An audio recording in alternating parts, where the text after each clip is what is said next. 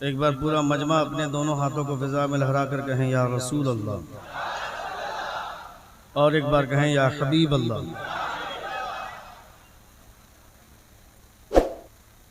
अल्लामा हसन रज़ा अख्तर बुखारवी साहब क़िबला मद्दज़िल्लहुन नूरानी ने आप लोगों को ये मुकम्मल इख्तियार दिया गया था कि जो लोग जाना चाहते हैं चले जाएं। उनकी जानिब से ये इख्तियार मिला था, लेकिन आप लोगों ने नहीं जाकर ये सबूत दिया कि हम लोग बाज़ार घूमने नहीं, हुजूर की महफिल में गौसे आज़म की बात सुनने आए। क्या कहने जिंदाबाद। आज के इस प्रोग्राम की एक अलग नौइयत है। क्या कहने, बहुत गौर से सुनिएगा। स्टेज पे जितने उलमा बैठे हैं, इतने लोगों में हम लोग कभी कभी जलसा कर लेते हैं। क्या कहने, आपकी तादाद देखने के बाद ये महसूस करते हैं कि आपके आसपास जो उलमाए किराम रहते हैं उनको अल्लाह रब्बुल इज़्ज़त ने यह कमाल अता फरमाया है कि आपकी खूबसूरत तरबियत की गई है।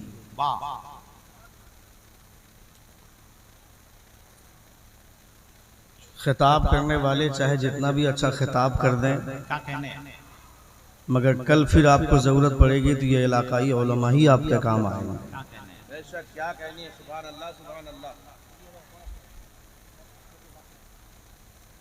इसलिए इलाकाई उलमा की तरबियत कितनी अच्छी है हम ये महसूस कर सकते हैं। बाहर से आने वाला हर मेहमान ये महसूस कर सकता है। अल्लाह रब्बुल इज़्ज़त आप सबों को सलामत रखे और आप तमामों के सर पर नुबाए अहले सुन्नत का दस्ते शफ़क़त यूं ही दराज रहे। जोर से आमीन कहें। इसको हटा दीजिए, इसको हटा दीजिए। हाँ, अल्लाह रब्बुल इज़्ज़त का बेपनाह करम है, रसूल वक़ार सल्लल्लाहु तआला अलैहि वसल्लम का बेपनाह शुक्र व एहसान है कि आज भी हमारी तरबियत के लिए ए भाई, हेलो भाई साहब, हेलो, व्हाट हैपेंड सर?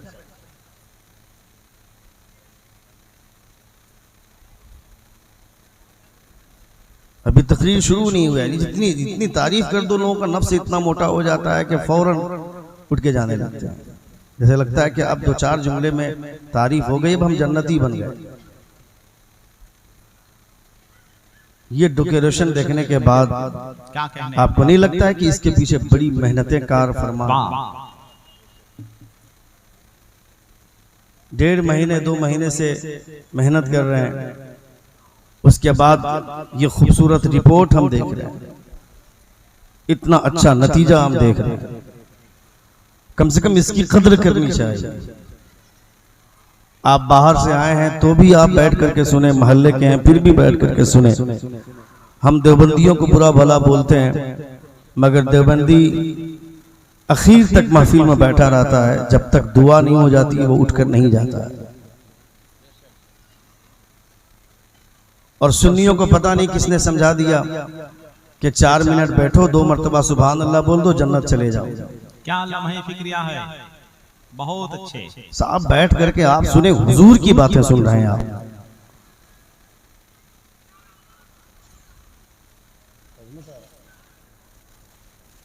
हुजूर की बातें बैठ करके सुन रहे हैं आप। ये बाज़ारे मुस्तफ़ा है, आप नहीं सुनेंगे कहीं और जगह लगाएंगे, वहां कोई ना कोई सुन लेंगे हुजूर की बात। उलमा अहले सुन्नत तशरीफ फरमाए। हाँ, आप जा रहे हैं?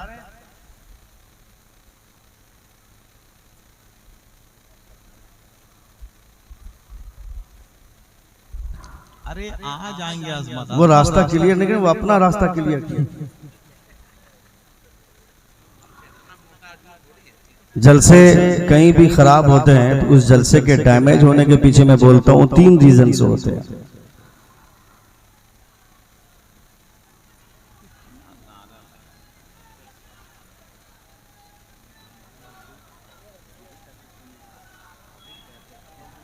उर्दू का जनाजा है, जरा धूम से निकले।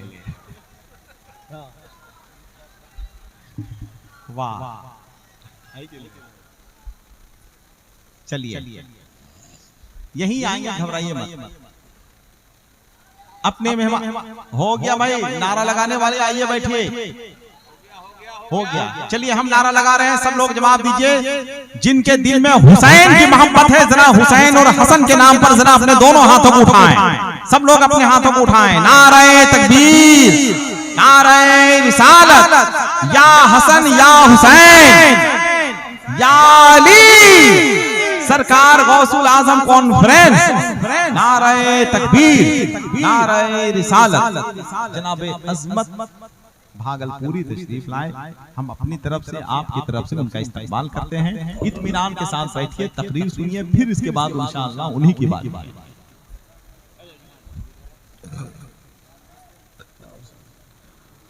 दुरूद शरीफ पढ़ें। अल्लाहुम्मा सल्ली अला सय्यिदिना शफीना हबीबिना व नबिय्यिना मौलाना मुहम्मदिन व बारिक व सल्लिम सलातुम व सलामन अलैका या रसूलल्लाह सल्लल्लाहु तआला अलैहि वसल्लम। एकदम बहुत अच्छा माहौल है और यहाँ से वहाँ तक मजमा देखने में इतना अच्छा लग रहा है, इतने खूबसूरत तरीके से आप बैठे हैं। मेरे भाई हेलो, भाई साहब बैठ जाइए, आप लोग बैठ जाइए, आप भी बैठ जाइए, बैठ जाइए। जिस जलसे को खराब करना हो उस जलसे में कोई पीर बुला लो, ऐसा पीर जो रात के 10 बजे माइक मांग ले, 25-30 मुरीदों के साथ आएंगे, तकरीर करेंगे और 50 लोगों को लेकर के चले जाएंगे। हर पीर की बात नहीं कर रहा हूं। जलसे के खराब होने की दूसरी वजह, जलसगाह के आसपास दुकानें नहीं लगनी चाहिए। दुकानें लगती हैं, जलसा डैमेज होता है, उससे मुतासिर होता है। आधे से ज्यादा लोग चाय की दुकान, पान की दुकान, अंडा पाउच की दुकान पर फजूल में भीड़ इकट्ठी करते हैं और अड्डाबाजी करते हैं। जलसे के डैमेज करने को के पीछे तीसरा रीजन, कमेटी के जो अहबाब बैच लगाकर घूमते हैं, उनकी वजह से भी जलसे खराब होते हैं। फजूल में 50 वॉलंटियर की जरूरत नहीं है। काम करने वाले 4 से 5 लोग या 10 लोग होते हैं। 50 लोग बैच लगाकर घूमते हैं वॉलंटियर बनकर, और उनको कोई, उनके लिए कोई रोकथाम नहीं है। उन्हें भी बैठ करके हुजूर की बात सुननी चाहिए। अगर 40 साल से जलसा करवा रहे हैं और 50 लोग कमेटी में हैं और 40 साल से जलसा करवाने के बाद उन 50 लोगों में से कोई एक आदमी भी नमाजी नहीं बन सका, तो इसका मतलब है कि वो सिर्फ शो ऑफ करना चाह रहे हैं जलसे के हवाले से। वो हुजूर की तालीमात सबसे पहले अपने अंदर लाएं, फिर दूसरे लोगों पर इसका असर होगा। अल्लामा सिद्दीकुल कादरी साहब क़िबला मद्दज़िल्लहु नूरानी के बारे में मैंने सुना कि ये तकरीबन कई साल तक यहाँ पे सदर की हैसियत से रहे महल्ले में। अगर महल्ले के लोग किसी आलिम को सदर बनाते हैं आज के डेट में, तो इससे समझ में आता है कि वहाँ के लोग तहजीब याफ्ता है। उसका मंजरनामा मिल दे रहा है, देखिए। वरना 90% लोगों की सोच यह है कि मौलवी सदर कैसे होगा, जबकि हकीकत हाल यह है कि मस्जिद का सदर असल में आलिम ही होने के लायक होता है। आज से 100 साल पहले, 200 साल पहले मस्जिद का सदर आलिम होता था, मुतवल्ली आलिम होता था, सेक्रेटरी आलिम होता था। हुजूर सदरुल शरिया अलैहिस्सलाम ने मस्जिद के मुतवल्ली होने की शराइत में से जो शर्तें लिखी हैं आपने, उसमें से एक शर्त यह भी लिखी है कि इमाम की गैर मौजूदगी में मुतवल्ली नमाज बाजमात पढ़ा सके, इमामत कर सके, इस लायक मुतवल्ली होना चाहिए। आज के डेट में जो सबसे बड़ा चोर होता है वो मस्जिद का सदर होता है, जो सबसे बड़ा डकैत होता है वो मदरसे का सेक्रेटरी होता है, जो सबसे बड़ा अय्याश होता है वो सारी जिम्मेदारियां लेकर के बैठता है और उसे एहसास नहीं। मदरसे के 5-10 स्टाफ पूरा रमजान घूमते हैं, वो चंदा करते हैं और जब चंदा ला करके जमा करते हैं तो उस पैसे पर खजांची नाक बन करके बैठता है और 1 महीने की तनख्वाह मांगी जाती है एडवांस, तो वो 50 तरह की कहानियां सुनाता है जैसे अपने बाप के घर से वो पैसा दे रहा है। आलिमों की इज्जत करें, उलमा का एहतराम करें। अगर स्टेज पर बैठने और आलिमों के साथ बैठकर खाना खाने का आपको इतना शौक है तो आप सर पे टोपी लगाकर खाइए ताकि उस आलिम के वकार की हुर्मत बाकी रहे। स्टेज पर बैठने का अगर आपको ख्याल है कि हम स्टेज पर बैठेंगे आलिमों के साथ तो आपके चेहरे पे दाढ़ी होनी चाहिए। क्योंकि मेरे अंदर चापलूसी का पहलू नहीं है, मैं नहीं कर सकता हूं। हम हुजूर की बात करने बैठे हैं तो हुजूर का पैगाम हर एक को सुनना चाहिए। दुनिया का सबसे खूबसूरत चेहरा वो चेहरा है जिस चेहरे पे दाढ़ी है। जोर से बोले सुभान अल्लाह, और जोर से बोले सुभान अल्लाह। मुस्तफा से ज्यादा खूबसूरत चेहरा कोई चेहरा नहीं है। क्या कहने, क्या जानेंगे वो अय्याश लोग जो टीवी चैनल पर बैठ करके मुर्गों की लड़ाई करते हैं और हुजूर की अजमतों के खिलाफ बोलते हैं।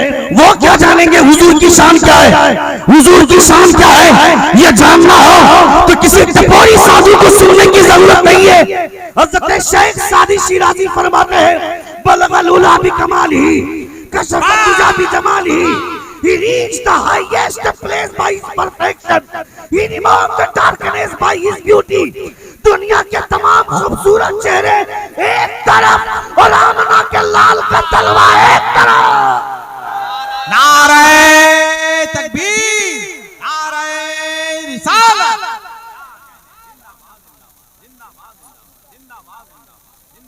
हुजूर से ज्यादा खूबसूरत चेहरा कोई चेहरा नहीं है। रसूल ज़िबकार सल्लल्लाहु तआला अलैहि वसल्लम के चेहरे पे दाढ़ी है। सुभान अल्लाह। अगर तुम किसी क्रिकेटर या किसी बॉलीवुड के स्टार को देखकर चेहरे पे दाढ़ी रख रहे हो तो ये फैशन कहलाएगा। मगर सिर्फ चेहरे पे दाढ़ी सजा लो हुजूर की सुन्नत समझकर तो अल्लाह रब्बुल इज्जत नेकियां भी अता फरमाए। नबी कौनैन सल्लल्लाहु तआला अलैहि वसल्लम की तालीमात से मुसलमान आगाह नहीं होगा तो कौन होगा। ये राजपूत की औलाद की चीजें नहीं है, ये ब्राह्मण ज़्यादा नहीं सुनेंगे ये। हालांकि जिस दिन ब्राह्मणों ने पढ़ लिया हुजूर की सीरत को तो ये यकीन है कि पूरा भारत मुस्तफा जान रहमत का कलमा पढ़ेगा। पढ़ते नहीं है जिन्होंने हुजूर की तारीख पढ़ी, जिन्होंने हुजूर का कैरेक्टर पढ़ा, जिन्होंने हुजूर की हिस्ट्री पढ़ी, वो ये कहने पर मजबूर हो गए कि आमना के लाल के जैसा दुनिया में कोई इंसान नहीं है। हुजूर सबसे अलग, जिंदाबाद जिंदाबाद। नबी कौनैन सबसे अलग है। इसलिए हुजूर की जब बात आए तो कोई दाएं बाएं नहीं, हुजूर की बात बैठ करके सुनना चाहिए। ये जो 50-55 कैमरा वाले लगे हुए बैठे हुए हैं कुर्सी लेकर के अलग से, आप लोग को अलग से मोबाइल सुनना जरूरी है। बंद कर दीजिए। आपको नेट पर ही सुनना है तो सैकड़ों तकरीरें यूट्यूब में है, आप सुन लीजिएगा और फिर सुन लीजिएगा। बगैर सुने आप लोग किसी को दावत ही नहीं देते।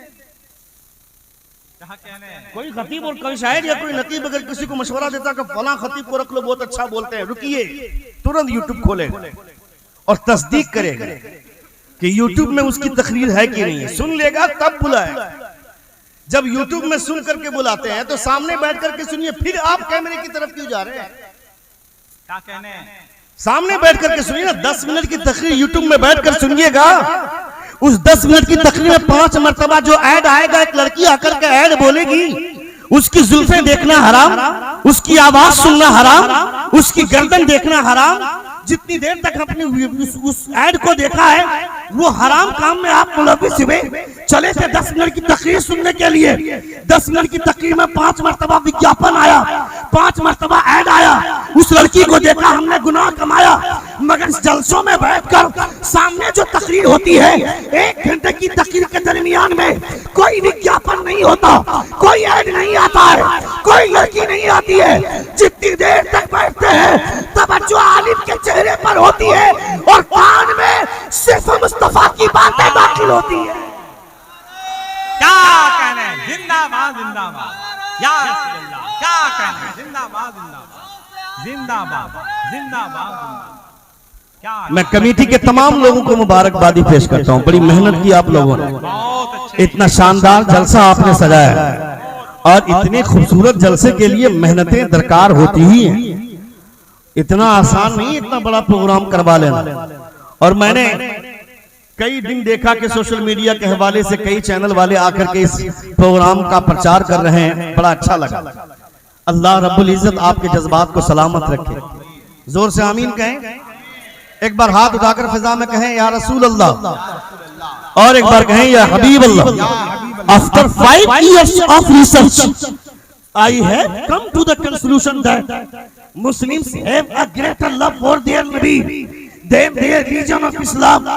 डॉक्टर जॉन बर्नार्ड शाह बोलता है कि मैंने 5 साल तक मुसलमानों की शिद्दत पसंदी पर रिसर्च किया, 5 साल तक मुसलमानों की हालत का जायजा लिया, उसके उनके हालात पर इन्वेस्टिगेशन किया।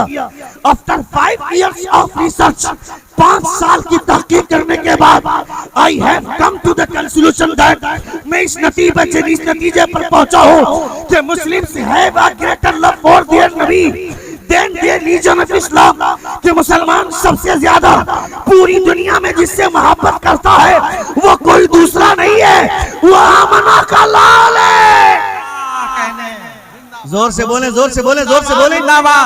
वो आमना का लाल है जिससे पूरी दुनिया में खुदा, पूरी दुनिया के मुसलमान सबसे ज्यादा मोहब्बत करते हैं।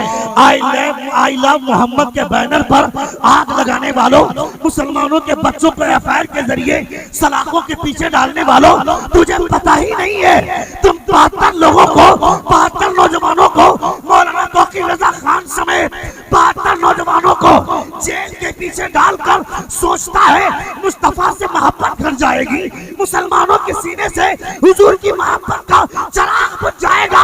याद रखना, भारत के तमाम मुसलमान जेल के अंदर चले जाएं फिर भी गम नहीं है। हुजूर की मोहब्बत का चिराग जैसे कल जल रहा था आज भी जल रहा है और सुबह क़यामत तक जलेगा।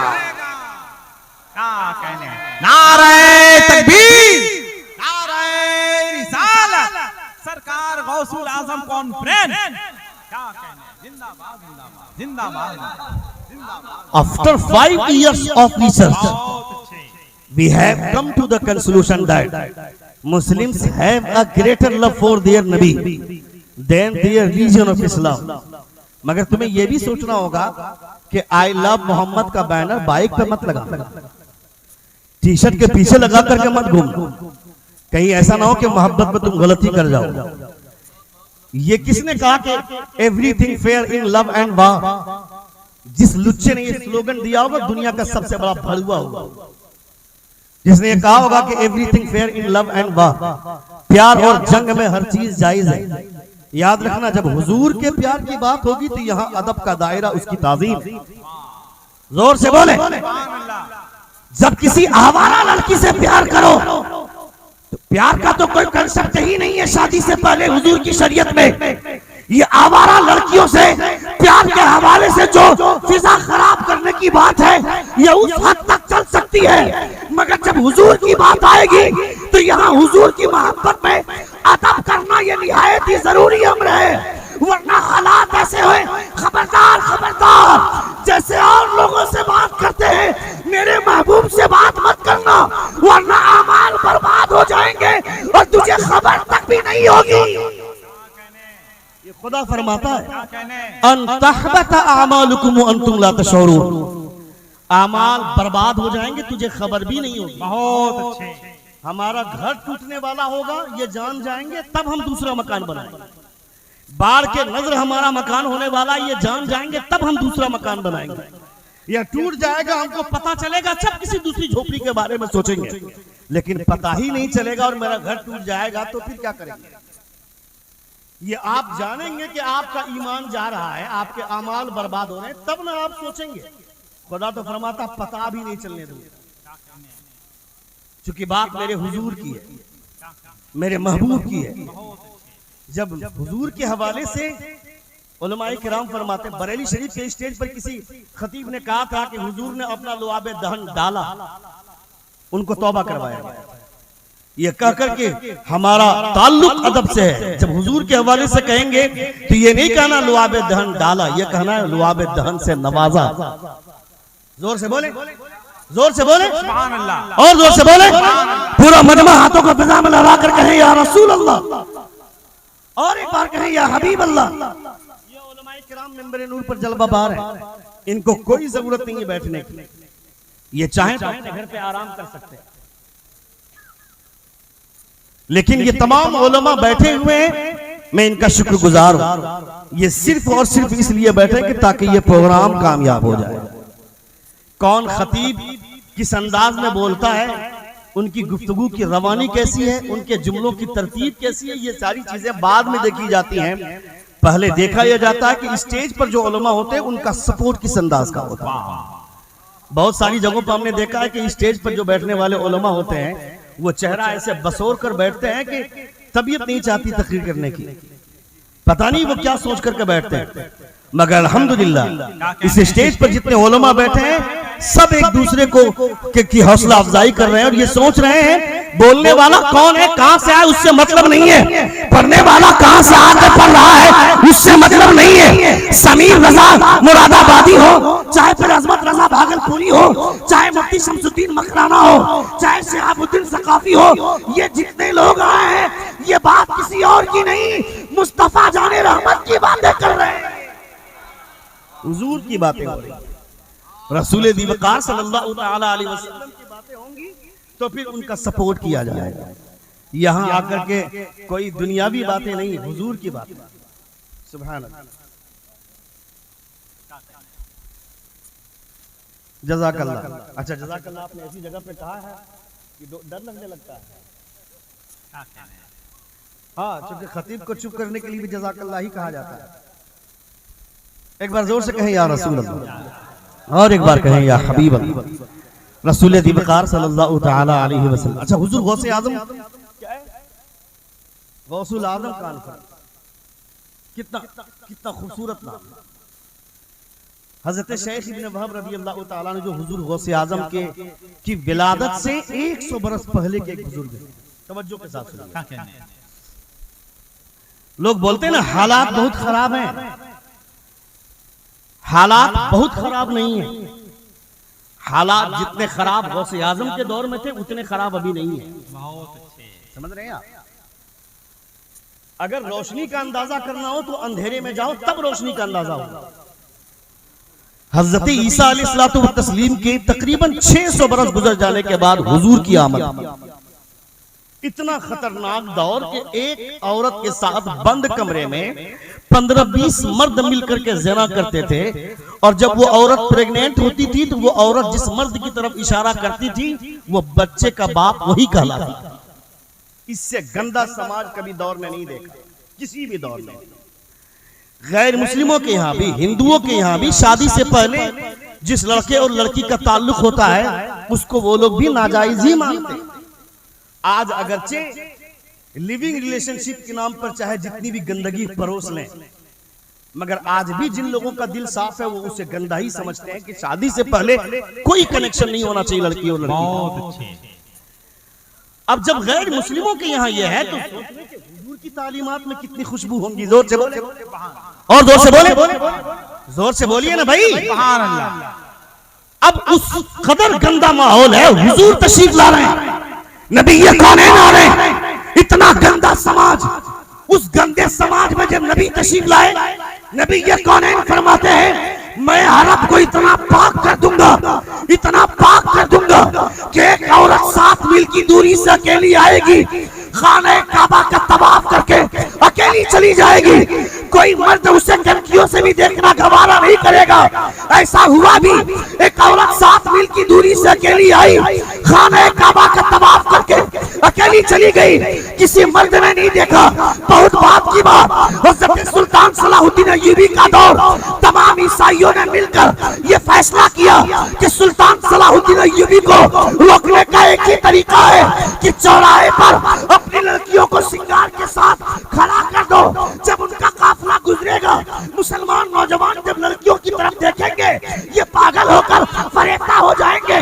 सुल्तान सलाहुद्दीन अय्यूबी फरमाते हैं सुनो, मेरा रब कहता है कुल लिल मुमिनीन यगुद्दू मिन अब्सारिहिम व यहफज़ू फुरूजहुम say to the believer men to lower down their eyes and guard their private parts. कह दीजिए इन मुसलमानों से अपनी निगाह नीची रखें, अपनी शर्मगाह की हिफाजत करें। जब ये ऐलान सुना दिया, सुल्तान सलाहुद्दीन अय्यूबी ने चौराहे पर लड़कियां सिंगार के साथ खड़ी है, परहाना सर पे अपनी खूबसूरती की नुमाइश कर रही है। नौजवान लड़के गुजर गए, मुजाहिदीन इस्लाम गुजर गए, किसी ने कनखियों से भी देखना गवारा न किया। जब पूछा गया ऐसा कैसे हुआ, जवाब देते हैं जिन आंखों में गुंबदे खजरा का जमाल बसता हो। क्या कहने या रसूल अल्लाह,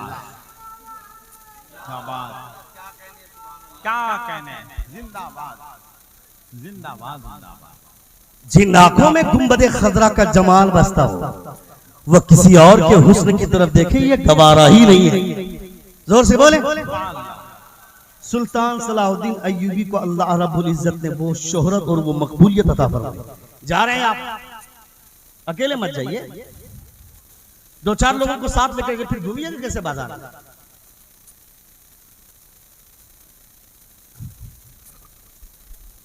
एक बार जोर से कहें या रसूल अल्लाह।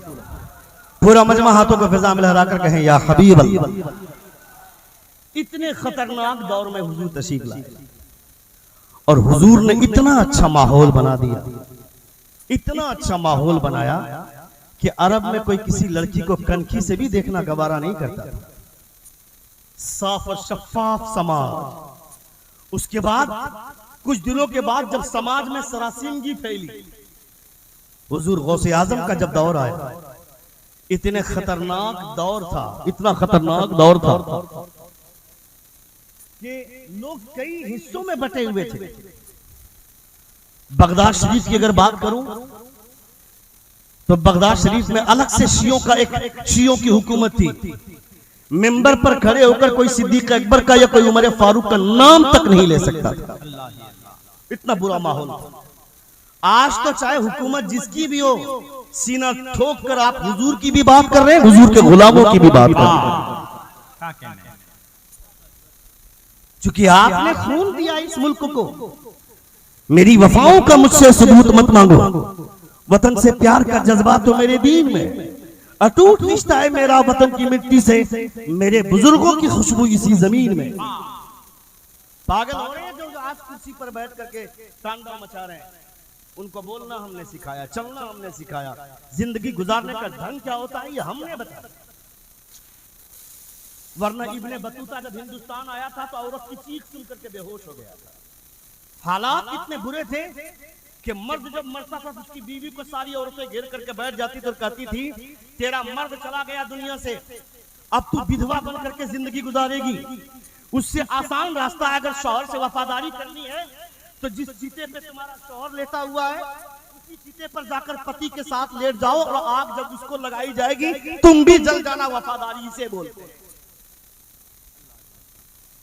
हुजूर आए, नबी कौन सल्लल्लाहु तआला अलैहि वसल्लम ने अपनी 50 साला जवानी की बहारें आपने 40 साला बेवा हज़रत खदीजा कुबरा रज़ियल्लाहु तआला अन्हा के लिए कुर्बान किया।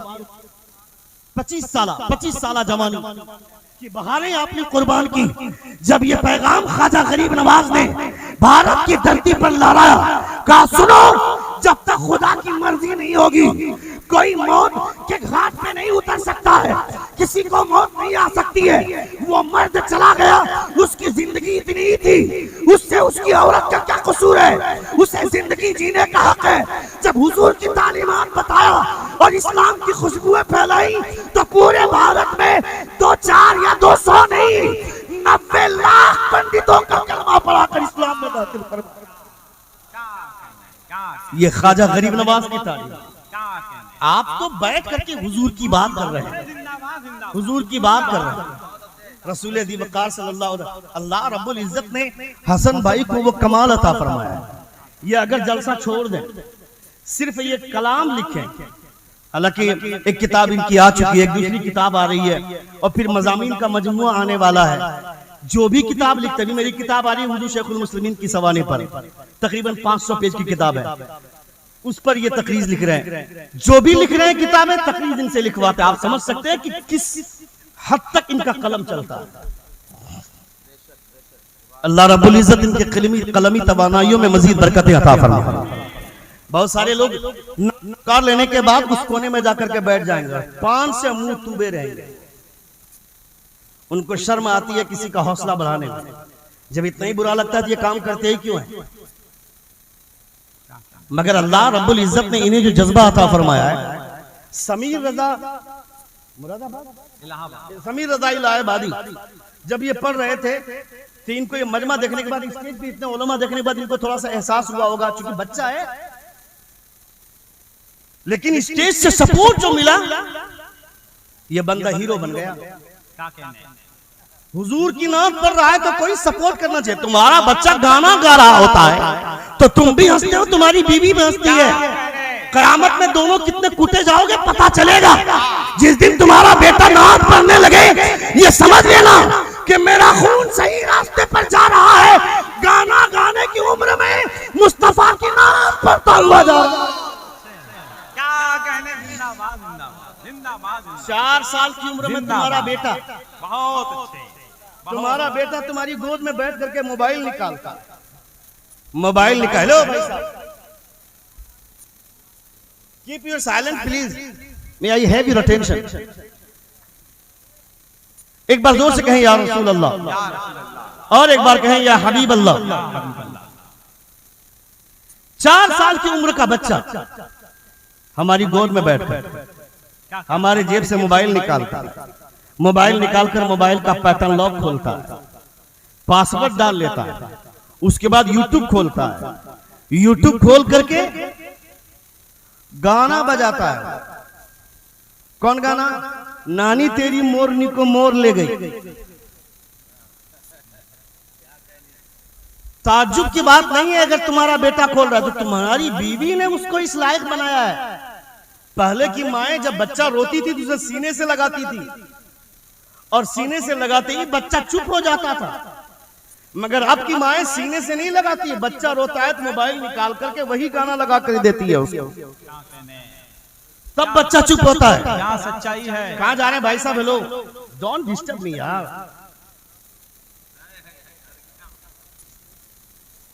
पूरी गुफ्तगू को डिस्ट्रैक्ट कर देते हैं। दैट्स नॉट फेयर ना। मैं आपसे किताब कर रहा हूं, मैं आपसे बात कर रहा हूं। सुन रहे हैं आप? कितने लोग सुन रहे? हाथ उठाकर कहें या रसूल अल्लाह, और एक बार कहें या हबीब अल्लाह। यहाँ हुजूर की तुम लोग यार बेवकूफी करते हो, हुजूर की महफिल को जहां तहां से 2-4 आदमी उठ करके खामखा डिस्टर्ब करते हो। बैठकर हुजूर की बातें सुननी चाहिए। पीर साहब आ जाते हैं तो पूरा गांव पीर साहब के पीछे घूमने लगता है, जैसे पीर साहब जन्नत में ले जाएंगे इनको। पीर साहब जाएंगे? क्या कहने? पीर साहब कह सकते गारंटी के साथ कि मैं जाऊंगा? कयामत में पता चलेगा इन पीरों को जो अमीरों के यहाँ, सूदखोर के यहाँ इसी कमरे में जाकर के रहते हैं, और गरीब आदमी मिलने जाता है तो दरवाजे पर दरबान खड़ा होकर के बोलता है पीर साहब आराम कर रहे हैं। क्या कर रहे थे हजरत? मिट्टी काट रहे थे, पहाड़ तोड़ रहे थे। अमीर आदमी वो सूदखोर पीर साहब के गद्दे से चिपक कर बैठा है, मगर गरीब आदमी मिलने जाता है तो मिलने नहीं दिया जाता है। दुनिया का सबसे बड़ा पीर आमना का लाल है। हुजूर से बड़ा कोई पीर नहीं। जब हुजूर के पास एक गरीब औरत आई, हुजूर को उंगली के इशारे से आवाज दी, नबी ये कौन चले गए। 1 घंटा तक वो औरत बात करती रही, पक पक पक करती रही। हज़रत उमर गुस्से से लाल पीला होते गए। जब वो खातून चली गई, जोर से जब वो खातून चली गई, उमर फरमाते या रसूल अल्लाह, वो औरत पागल है, मदीने में उससे कोई बात नहीं करता है। हुजूर फरमाते हैं जिससे कोई बात नहीं करता है उससे क्या कहने? नारे तकबीर, नारे रिसालत, अज़मत मज़हब इस्लाम, मसलके आला हज़रत। जिससे कोई बात नहीं करता उससे आमना का लाल बात करता है। क्या बात करते हो साहब? उसके पीछे पागल हो रहा है। जो आता है तो सिर्फ अमीरों की जेब देखता है। गरीब आदमी 5 वक्त नमाज पढ़ता है, पीर साहब से मिलने की इल्तिजा में आंखें बहाकर बाहर बैठा रहता है, उससे मिल नहीं पाता और सुदखोर चिपक कर बैठा रहता है। उसके चेहरे पे दाढ़ी नहीं है, एक वक्त की नमाज नहीं पढ़ता है, वो हराम की कमाई से बिल्डिंग बनाया, उस बिल्डिंग में पीर साहब जो 4 दिन से पड़े हुए हैं उनसे पूछो, वो तुमको जन्नत में लेके जाएंगे। इन अय्याश लोगों के पीछे ना पड़ो। अगर तुम्हें जन्नत ही जानी है तो अपनी माँ को की खिदमत करो, अपने बाप को राजी करो। हुजूर फरमाते हैं जन्नत पीर के कदमों के नीचे नहीं, तुम्हारी माँ के कदमों के नीचे तुम्हारी जन्नत। अभी अल्लामा तौकीर रज़ा अरेस्ट हुए, कितनी खानकाह के लोगों ने आवाज उठाई। जो लोग जेल में गए वो किसके नाम पर जेल में गए? हुजूर के नाम पर, और हुजूरी के सिलसिले की तो बुनियाद पर आकर के रोटियां तोड़ते हैं, बिरयानी तोड़ करके जाते हैं। क्यों सज्जाद खान खामोश है? क्या कहने, क्यों नहीं बोलते? आई लव मोहम्मद के नाम पर अगर जान भी चली जाए तो परवाह नहीं है। बरेली के ताजदार कहते हैं जान है इसके मुस्तफा, रोज वुज़ू करे खुदा, जिसको दर्द का मजा नाज़े दवा उठाए। क्या कहने, जिंदाबाद जिंदाबाद। क्या करेंगे जिंदा रहकर साहब? बहुत अच्छे। हुजूर को गालियां दी जाएंगी तो फिर हम जिंदा रहकर क्या करेंगे? अपने बाल बच्चों के बारे में क्यों सोच रहे हैं हम? हुजूर की बात आए तो किसी के बारे में नहीं, सिर्फ हुजूर के बारे में सोचना। तुम मोहब्बत की बात करते हो, तुम इश्क की बात करते हो। मोहब्बत किसे कहते हैं जानते हो? एक खातून आई, एक सहाबी से मुलाकात हुई, कहा तेरा बेटा मारा गया। कहती है हुजूर कैसे हैं? दूसरे सहाबी आते हैं, कहते तेरा दूसरा बेटा मारा गया। पूछती है हुजूर कैसे हैं? तीसरे सहाबी आते हैं, कहते तेरा तीसरा बेटा भी मारा गया। कहती है हुजूर कैसे? चौथे सहाबी आते हैं, कहते तेरा शौहर भी शहीद हो गया। पूछती है हुजूर कैसे? हुजूर कैसे? दौड़ते दौड़ते गई, हुजूर को देखा, कहती है या रसूलल्लाह, बेटा चला गया तो गम नहीं, शौहर मर गए गम नहीं है, आप हैं तो दुनिया भी सलामत है, आखिरत भी सलामत है। क्या कहने, अल्लाहु अकबर।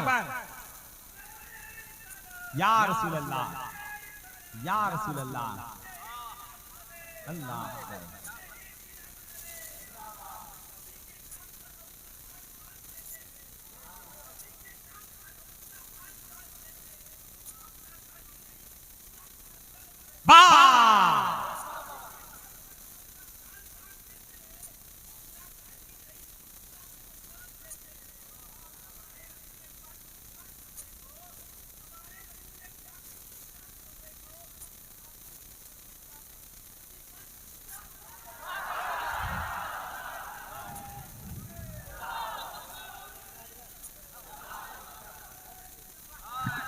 वाह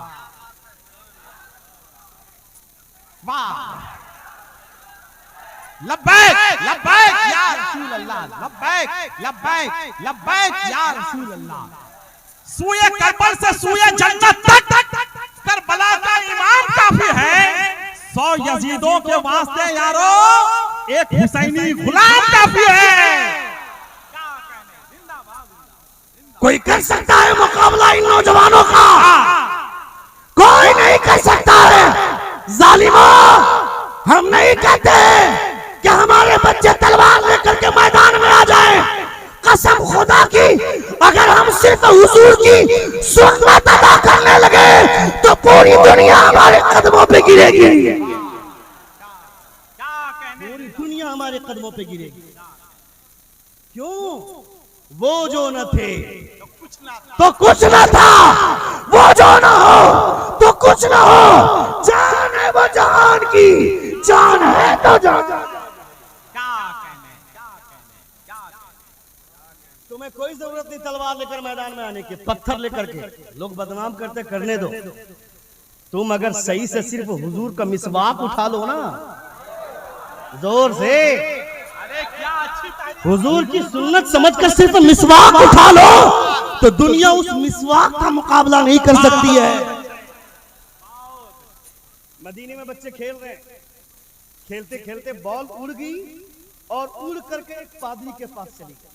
सुनिए, पादरी के पास चली, एक बच्चा गया पादरी के पास, कहा बॉल दे दो, कहा नहीं देंगे। दूसरा बच्चा गया, कहा बॉल दे दो, कहा नहीं देंगे। तीसरा बच्चा गया, कहा बॉल दे दो, नहीं देंगे। बच्चों का झुंड गया, कहा बॉल दे दो, कहा नहीं देंगे। एक बच्चे ने कहा कि सुनो, हम लोग हुजूर का कलमा पढ़ने वाले हैं। और जोर से बोले, और जोर से बोले, कहा हम मोहम्मद का कलमा पढ़ने वाले हैं, बॉल दे दो। उस पादरी ने बॉल दिया नहीं, जो उसने हुजूर का हवाला दिया तो चिड़ में 2-4 गालियां दे दी हुजूर को, मादअल्लाह। तो उन छोटे छोटे बच्चों ने मिलकर उस पादरी को इतना कूटा कि पादरी, नहीं समझे, नहीं समझे, जोर से बोलिए, जोर से बोलिए, पादरी चला गया। यह दौर है उमर का। तमाम पादरियों ने मिलकर मुकदमा दायर किया उमर की अदालत में।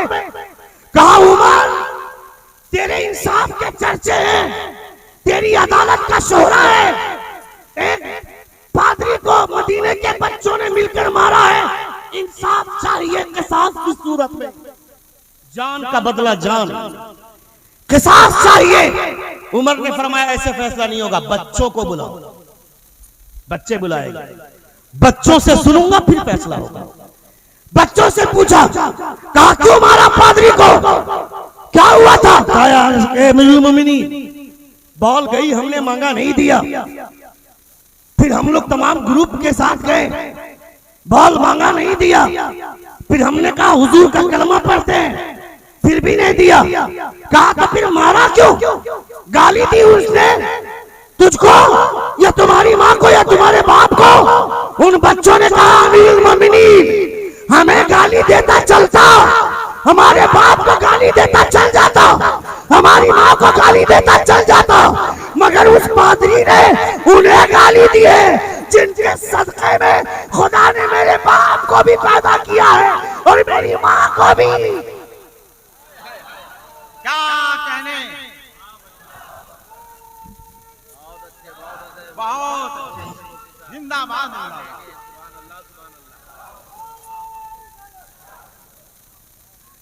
अब रावी का बयान सुनो। उन बच्चों ने जब कहा हमें गाली देता चल जाता, लेकिन उस पादरी ने उन्हें गाली दी है जिनके सदक़े में खुदा ने जमीन बनाई, आसमान बनाया, पूरी कायनात को वजूद बख्शा, हुजूर को गाली। गुस्सा आ गया।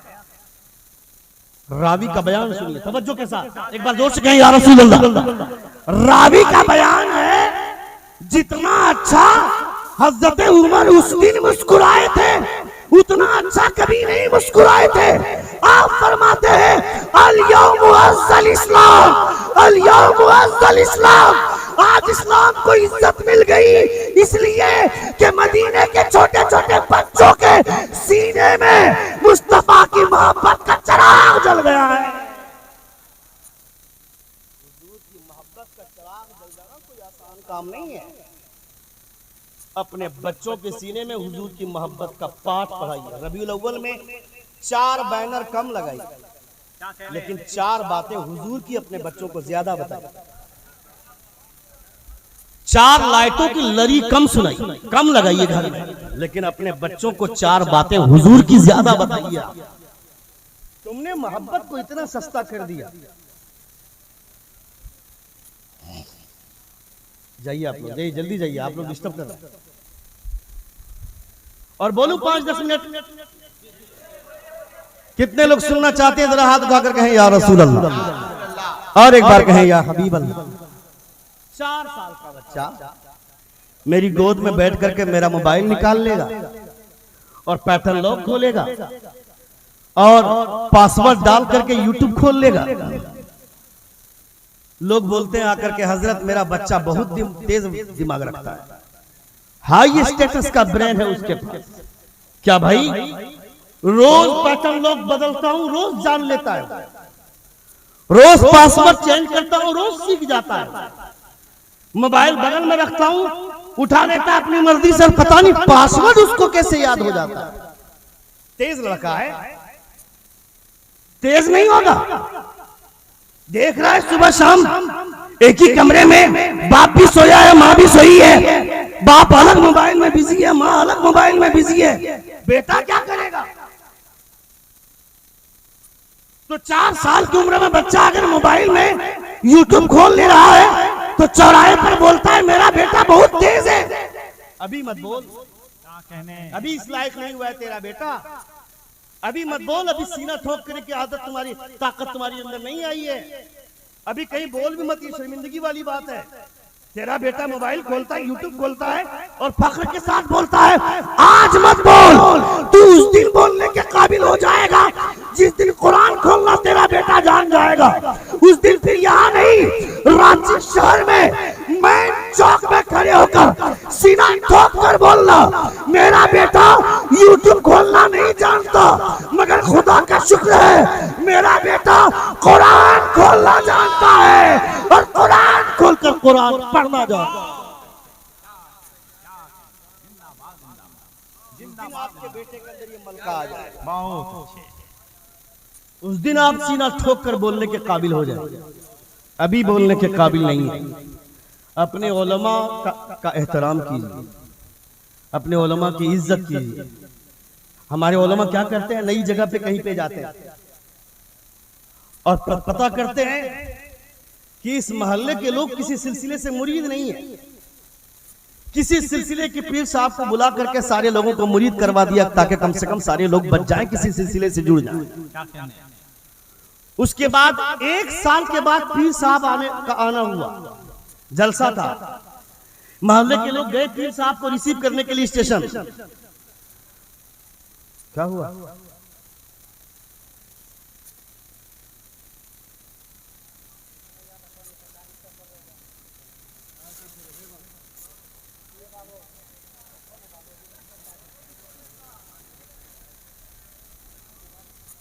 एक बार जोर से कहें या रसूल अल्लाह, और एक बार कहें या हबीब अल्लाह। कभी आपके घर में ऐसा हुआ है? इधर इधर इधर इधर इधर देखिए, आप घर में खाना खा रहे हैं और आपके सर पे टोपी नहीं है। आपके घर का कोई बच्चा आकर के आपको टोपी पहना दिया और ये कहा होगा अब्बू जान टोपी पहन लीजिए, टोपी पहनकर खाना खाना हुजूर की सुन्नत है। किसी के साथ एनीवन आपके साथ हुआ है? आपके बच्चे ने आपको ये कहा आकर, छोटे भाई, चलो भाई ने भी तो कहा, आपका भाई मदरसे में पढ़ता है, कहाँ रहता है? कॉलेज में पढ़ता है। That's I want to say यार, कि मदरसे के बच्चों को तो ये तहजीब आ जाती है, कॉलेज के बच्चों में ये तहजीब कब आएगी? और इतने बड़े मजमे में कम से कम एक लड़का है जिसने कहा कि हमारा भाई कॉलेज में पढ़ता है और उसने कहा कि टोपी पहनकर खाना खाओ, हुजूर की सुन्नत है। मैं इसलिए कह रहा हूं कि ये हुजूर की सुन्नतें सिर्फ मदरसे के बच्चों के लिए नहीं है, उलमा के लिए नहीं है, हुजूर की सुन्नत तो सबके लिए है, तुम्हारे लिए भी है। तो सिर्फ तुम्हारे वो बच्चे की सुन्नत अदा करेंगे जो मदरसे में पढ़ते हैं, तुम्हें भी अदा करना होगा क्योंकि तुम भी हुजूर का कलमा पढ़ते हो। हमारे बुजुर्गों ने फरमाया जिस दस्तरखान पे, जिस घर के अंदरूनी हालात जानना हो कि वो औरतें, उस घर की औरतें पढ़ी लिखी हैं जाहिल हैं, उस घर के दस्तरखान पे बैठकर एक वक्त का में आ जाएगा कि औरतें पढ़ी लिखी हैं या जाहिल हैं। आसान सा ट्रिक है, कोई लॉजिकल बात नहीं कर रहा, आसान सी बात। उलमाए किराम फरमाते हैं उसके घर के दस्तरखान पे जो खाना आएगा उस खाना आने की तरतीब बताएगी कि औरतें पढ़ी लिखी हैं कि नहीं। हमारे यहां तो दस्तरखान होता ही नहीं है। कितने लोग दस्तरखान इस्तेमाल करते थे, हाथ उठाएं। अच्छा चलिए, कुछ लोगों ने उठाया। दस्तरखान कैसा इस्तेमाल करते हैं? दस्तरखान भी इस्तेमाल करते हैं तो लोग जेंटलमैन वाला दस्तरखान इस्तेमाल करते हैं, पीला कलर का। पीला कलर का दस्तरखान ले आते हैं हैदराबाद से खरीद कर, अब तो हर जगह मिलने लगा। उसमें लिखा होता है शुक्र खालिक का अदा कर आमदे मेहमान पर, रिज़्क़ अपना खा रहा है तेरे दस्तरखान पर। खालिक अल्लाह रब्बुल इज्जत के अस्माए हुस्ना में से है लफ्ज़ खालिक। हुवल्लाहुल खालिकुल बारिउल मुसव्विरुल लहुल अस्माउल हुस्ना। गोश्त खाया, हड्डी हमने फेंकी तो लफ्ज खालिद पर गिरी। बाप सोचो, जिस खुदा ने रिस्क दिया उसी के नाम की बेहुरमती हो रही है। तो तुमने वो दस्तरखान इस्तेमाल ही क्यों किया जिस दस्तरखान से खुदा के नाम की तौहीन हो रही है? तुमने लाल दस्तरखान क्यों नहीं इस्तेमाल किया?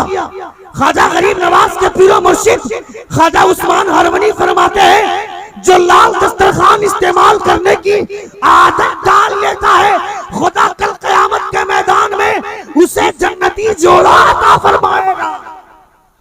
कौन सा दस्तरखान? लाल दस्तरखान, कपड़ों का कपड़े का दस्तरखान।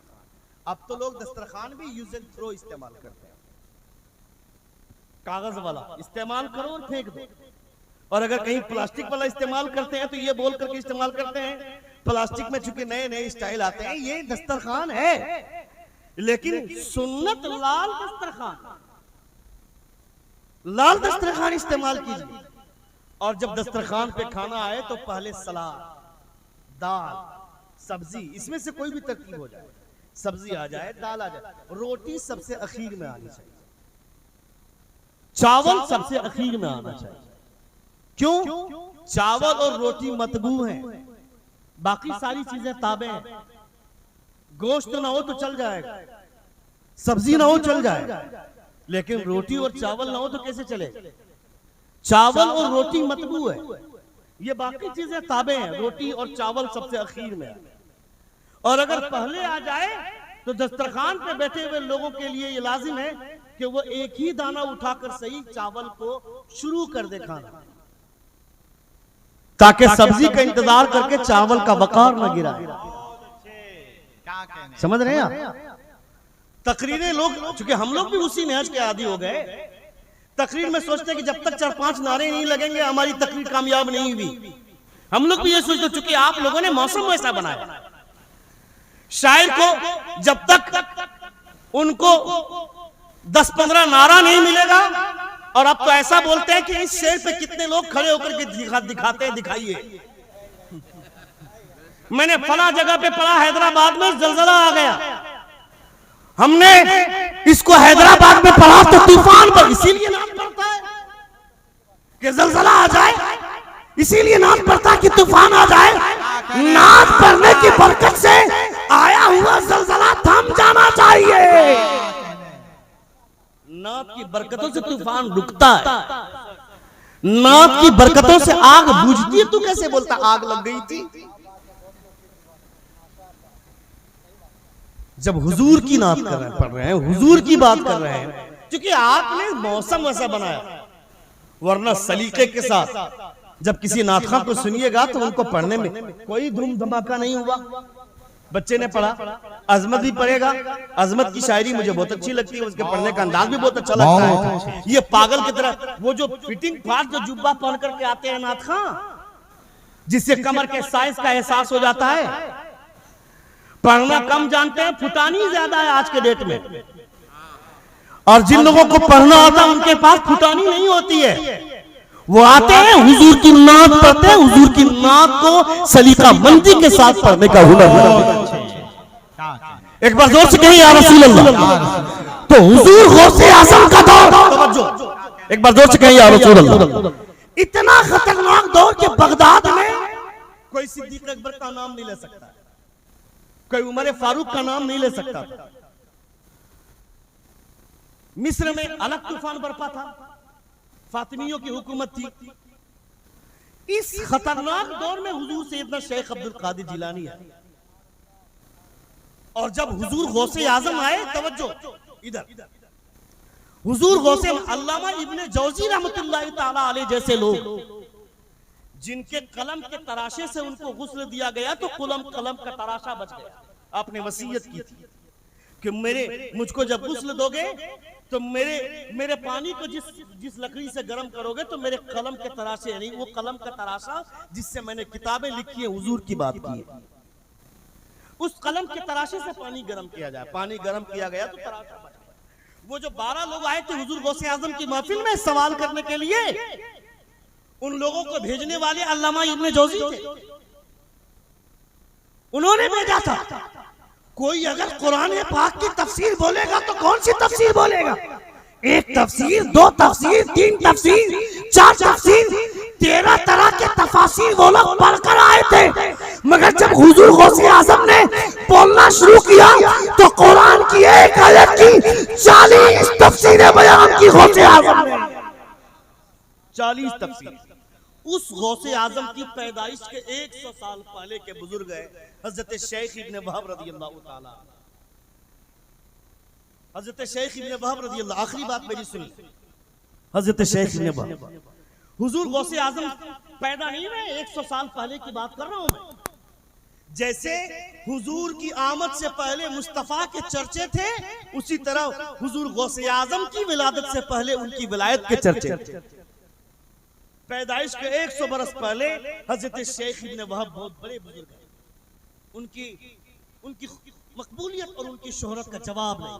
उनके पास इराक से कुछ लोग गए, भाई साहब हेलो, बात खत्म कर रहा हूं, हेलो चचा जान सुनिए।